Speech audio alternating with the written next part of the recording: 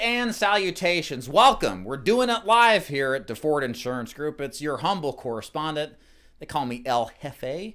Also, David Duford. Thank you so much for being here. Hope you guys are having a fantastic day. The title and purpose and topic of today's training is how to survive in your first year selling final expense insurance. Not just survive, but how to thrive.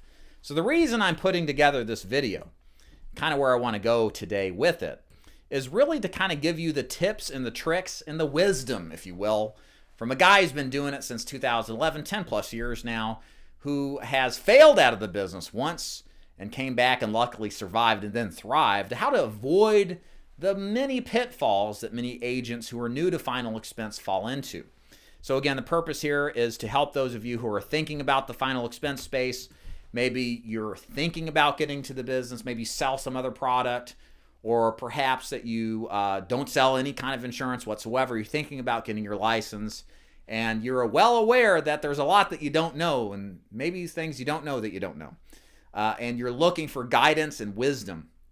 If that's the case, this video is especially for you.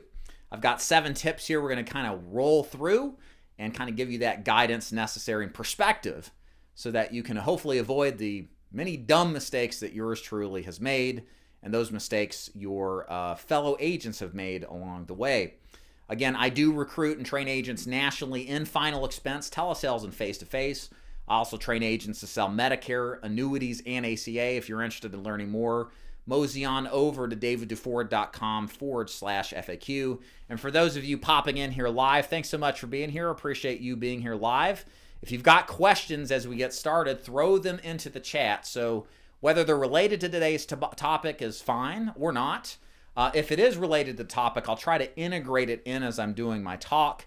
Otherwise, what I typically do on these live streams is save the comments for last. So we'll kind of see where it goes. Okay, so tip number 1 on how to survive and thrive in your first year selling final expense insurance is join an agent-focused agency. Again, a lot of this stuff we talk about seems pretty straightforward. You're looking for profundities, right? You're looking for some kind of amazing insight, right? And what I'm telling you here is join an agency that cares about you. I know, right? But here's the thing. If you're new to this business, understand that the incentives of many of these mass recruiting agencies who pretty much you've heard, probably seen other videos from, may not necessarily align with the kind of incentives that you have. You see, a lot of this business is based upon the multi-level marketing style of doing business, where the culture is not fixated on agent advancement and skill development. Instead, it's developed on what? It's developed on, do you have a pulse and can you fog a mirror? And then finding that person and then teaching them to find people with pulses and can fog mirrors, and then repeating that process. And while there's nothing wrong on some level with that kind of strategy in recruiting, the problem that follows with that particular approach in many cases is that there is an overemphasis on mass recruiting and the kind of cheeseball culture of showing off your car and your money and whatever else that you've got to kind of incentivize people to join you, instead of focusing on the skills to pay the bills, okay? So what I think is better for most agents, maybe you're attracted to the MLM stuff, that's completely fine. Just one man's opinion here. What a lot of agents really appreciate and know that they need more of is actual substantive skill-based development to help them succeed. Now, what kind of skill-based substantive development is important? Number 1, it ain't talking and recruiting to other agents to your agency. I'm sorry, if you're new to this business and you don't know nothing, you probably shouldn't bring on people underneath you. Why would you? You don't know nothing.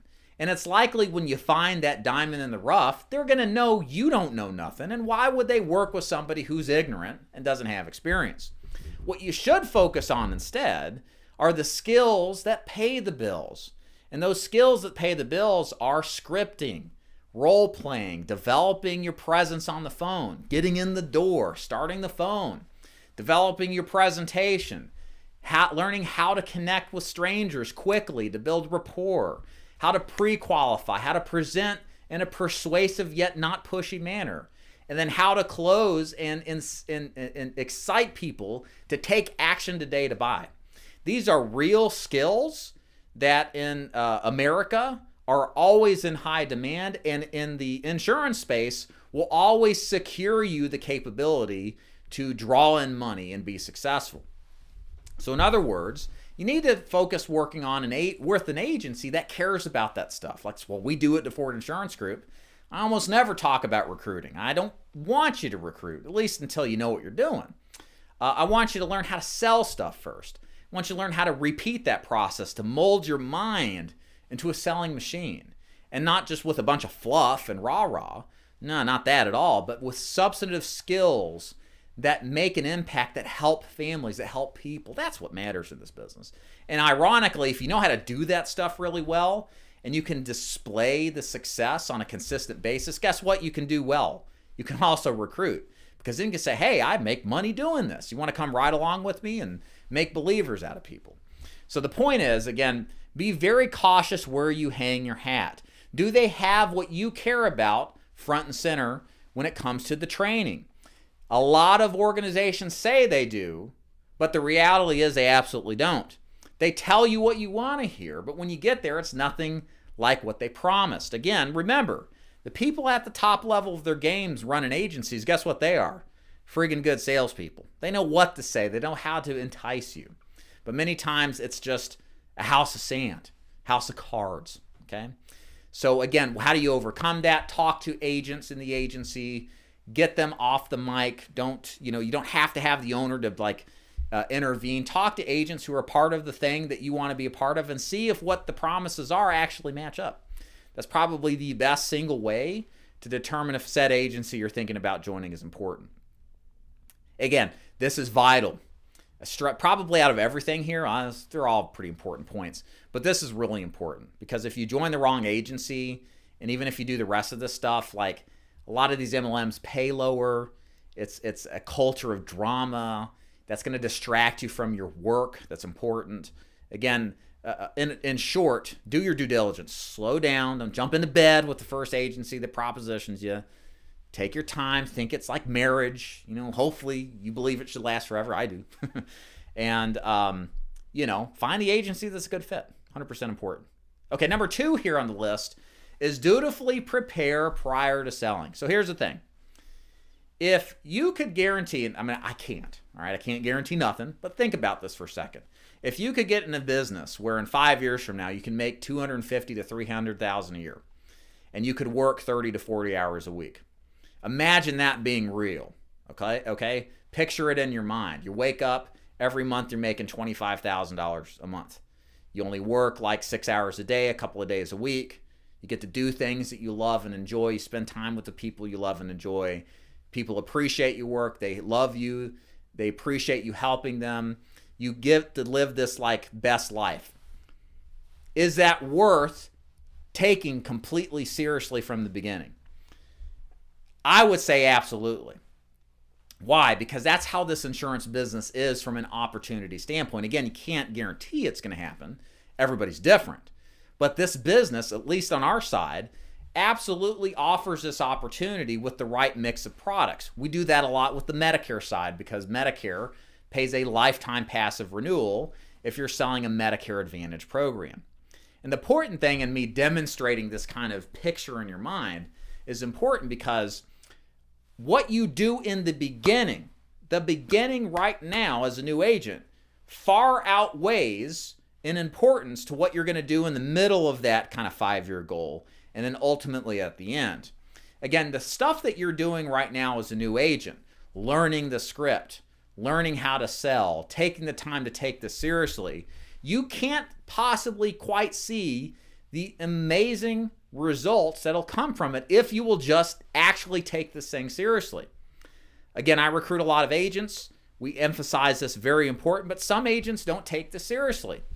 They don't understand the propensity of what's possible in this business. Maybe I need to do a little bit more rah-rah. Sometimes that is helpful in small doses, but it's important to understand what it is that you're striving for, to see what the potential is. And I can say this now because I'm on the other side of that. I've started off where all of you were. And I'm at this point now, 10 years later, where I am unparalleled. I say this with no bragging. It's just reality. My peers, I make more money than them. I have way more time than them. I do the things that I love. I'm here in my house with my kids. I see them all the time. And I paid the price to get there. And it was absolutely worth it. And I want to share this opportunity with you guys out there if you haven't been exposed to it. And it's absolutely worth the price that you have to pay to get started. The price that you have to pay in sacrifice in order to get to that ultimate goal. Again, no guarantees. That's kind of the elephant in the room, right? But we all have the price to pay when you actually make it in life. So understand nobody's an exception to that. So my point in saying all this, to get to it, is that please take your training seriously. The training you're going to learn, selling final expense with a good trainer and a good agency, is going to pay you in such incredible dividends the rest of your life. What you will learn from final expense is how to connect with strangers from a good agency, how to get in front of prospects, how to get into strangers' doors, to set appointments with them, to take their money and have them thank you for it and appreciate you and do well by others. This is an incredible thing, and the time it takes to spend on it to get good is absolutely worth the sacrifice. Again, you can't see it as clearly as I can because hindsight's always clear, but it's that forward-looking thing that's hard. So you have to envision this ideal of where you're going to go. And what I've described is very true. But getting this right early on and not cutting corners, not cutting yourself short and the people that you're working with, cutting your family short because you don't want to fully go all in and invest yourself. It's a shame. It happens all the time. But you got to be totally invested in that learning process. Number 3 here, as you get started, one of the things people realize is this business is a little more complicated than most people think. The pros here on YouTube, the influencers, we're gifted at making the complex appear simple. I try my best to level with y'all. This business is a business. It's vicious. 90% fail, right? It's the reality. And it is more complex than it appears when we're explaining it. But understand one of the things that overcomes the frustrations of this business and many different problems that you will experience is that activity is king. What matters more in this business than the type of lead that you run, even the quality of training sometimes. Training is important. But the thing is that if you don't have the activity behind you, you're going to fail the business. So in other words, what I mean by activity. So there's an old saying in this business. I heard it many years ago when I started. I've read a bunch of insurance sales books from the classic books from the past. And what I've seen time and again is the idea or concept of the magic number 15. The magic number 15 refers to 15 appointments weekly. In other words, are you completing 15 sit-down appointments with your clients, or are you completing 15 over-the-phone appointments? Like you get into it, you do your best to do a full presentation. If you're not doing it, I will put my money down that if you're not doing 15 appointments a week, from the immediacy, maybe the first week or two in the field, you're kind of getting your bearings straight. But if you're not up to 15 appointments within that first month, each week, you probably have all sorts of problems. You're probably frustrated by the rebuttals or the objections you're hearing. You're probably frustrated by the prospects. You're probably just not happy. But I assure you, if you will just do 15 appointments a week, a lot of this stuff tends to ease in its impact on you. You tend not to care as much about the outcome of every appointment. It's not like a China egg, like one of my old agent buddies, Lewis Rouse, used to say. You're not holding this thing, this precious little lead or appointment with too much seriousness because you've got 14 more that are coming if the first one says no. And it's through massive action that it takes to get 15 appointments that I assure you, most of you will find a level of comfort, a level of consistency, and therefore confidence in executing your business and getting the kind of results that you want. So if you guys are in that position, you're struggling right now, do 15 appointments a week. What are you going to do right now, this week, to get the 15? Are you cutting yourself short? Are you not really giving it all over the phone? Could you run more appointments? Could you buy more leads to run more appointments? Could you knock on that extra door or two at the end of the day that you're not? Because that's where the money is. if you will just do the work that's required to get there. And that mentality is absolutely important to have. If you're not hitting 15 appointments a week, guys, odds are stacked against you. They're stacked against you. And pro tip, you know what's better than 15 appointments a week? 20, 25, 30. One of the things I learned later on in this business is there's absolute safety in numbers in this business. If you can do a ton of appointments, 30 plus, 15 is the bare minimum in my mind. It's good for most people, but I wanted to make sure I was never going to have to go work for the man again after I failed out of the business. So I started figuring out how I'm going to do 25, 30 appointments a week, then more. But it's that execution of mass volume that gave me that protection so I wouldn't ever have to experience failure again. So see the people. Do 15 appointments a week. It's a big, huge help in getting you results and surviving this business in the first year. Number 4 on the list here, only buy high quality leads. In other words, stay away from the crap. Again, there is this mentality as a new agent that you realize I'm trained up. There's the nerves that come, right, with being ready to get out there and go sell. Can you do it? Will you do it? The kind of doubt that you might have. There's also, from that, sometimes we get this reaction not to invest or think about our spending of money as an investment in the quality leads that are out there. And so we have what's called scared money, right? Like we've seen this with like investments and other businesses. Scared money is bad because scared money makes bad decisions. And the way it's manifest in the final expense business is in manifesting in buying bad leads, the cheap leads, the less expensive leads. And there's this kind of circling the bowl process that happens with agents in the sense that, oh, well, you know, it's like cheaper leads, but there's more of them, so it'll all make itself out in the end. How do I know this? Because yours truly did the same crap too as a new agent, a struggling agent, so I can tell you from firsthand experience. So what's the solution? The solution is you've got to understand that your success is stacked against you. The odds are 90% fail. Be humbly and earnestly honest with this reality.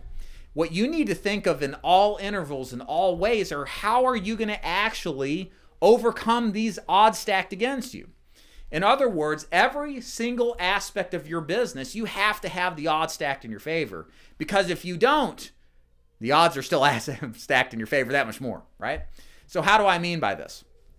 Number 1, you got to have the best training, right? Who would argue? You got to have superior training to teach you how to sell and how to confidently and competently get closed deals.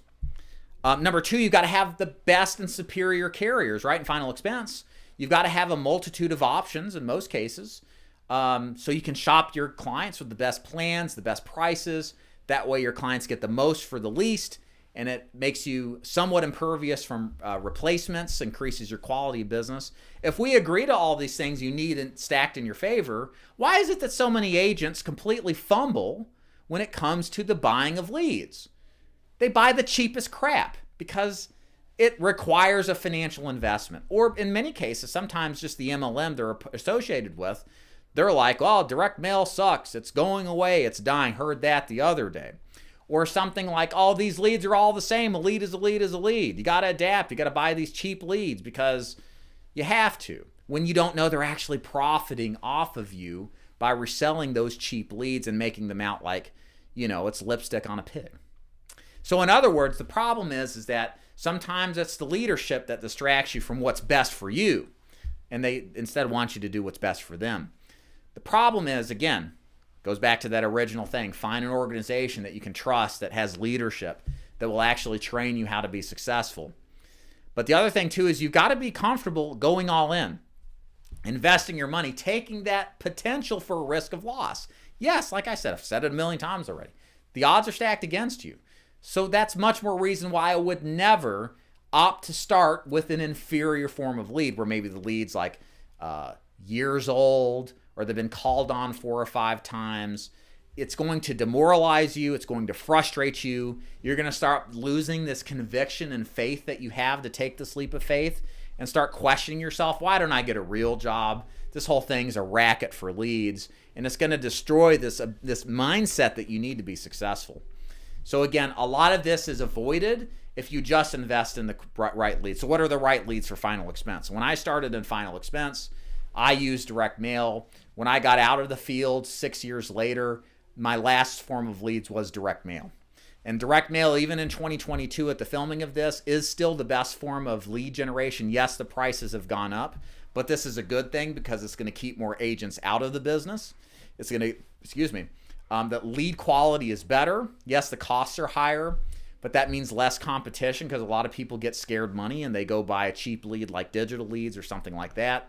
We want agents on direct mail if they can afford them. The quality of that experience face-to-face is bar none.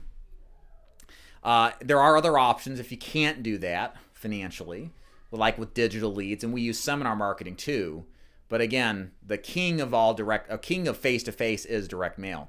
Now for telesales, what I like to see is either, again, it's not so much quality is important, but you also have to buy in mass. What a lot of agents are afraid of is buying enough leads. They think, oh, I can do full-time doing 50 Facebook leads a week when you really need 100 full-time. So you got to buy the right quality, the right quantity of leads. That's just as important for telesales as quality when you're doing outbound calls. And then live transfers are important too. You want to make sure you're buying a TV lead or some type of quality live transfer where the people are actually interested, they're compliantly opted in. These are important to do. My advice for telesales is to stay away from telemarketed leads. A lot of the vendors out there are non-compliant, they cold call, they cause all kind of problems. It's best just to avoid it entirely. Number 5, act more and think less. So this is an important concept to really embrace too. This business, what's cool about final expense sales, it's an old business, it's been around for decades, and the way in which we sell is really not that much different than the way it was sold 50 years ago. There's different kinds of leads, but the people are the same. They're low income, they don't have savings, they're retired or disabled, and they just want enough to bury themselves. And the strategy in which you get that business is pretty much the same too. You send out a direct mail card, you do a digital lead, or you do some kind of transfer lead where the lead calls you. But the presentation of the lead, the presentation of the sale, how you get in the door, the words that you say, the process on the phone to start the phone conversation, set the appointment. Guess what, ladies and gentlemen? It's all exactly the same. It's not any different today, 2022, than it was when I started in 2011 and when it was back 50 years ago. So what's the point of all this? A lot of agents come in and think, oh, I got to learn how to do Facebook marketing. Or I've got this lead idea. I'm going to go down to the flea market, which that's not bad. But I'm going to do something that's completely out of the ordinary that I've created and do on my own. Again, I say that because I used to do that. I failed out of the business prior to me failing. I developed a lead that just sucked, frankly, and I lost money on. That was not as good as just the plain old direct mail leads that we still use today. And the point is that this is a business, and what makes it cool is that all you have to do is just have the discipline to follow what we teach. For example, at the Forward Insurance Group, I don't make money until you people make a sale. So guess what I want to do? I want to teach you the process that actually makes sales. I don't want you to sit around and think and contemplate, well, how can I create the better marketing piece? How can I create my own sales presentation? No, I don't want you to do any of that. I want you to learn what I know that works. We've done it thousands of times it works. I've done it personally. I want you to buy leads we know work. Either I personally worked or other agents in our agency works. I just want you to go work. I want to keep this simple, right? And that's what's cool about this business is you don't have to have intellect or creativity to be successful. You just have to have discipline and humility, okay? So my advice to you is to focus on what works. Stay away from being tempted to kind of play with some of the other things that are out there. You're going to be tempted as a new agent to try this newfangled lead idea. You're going to be tempted as an agent to leave the idea of final expense to go to something that sounds more lucrative. Avoid it.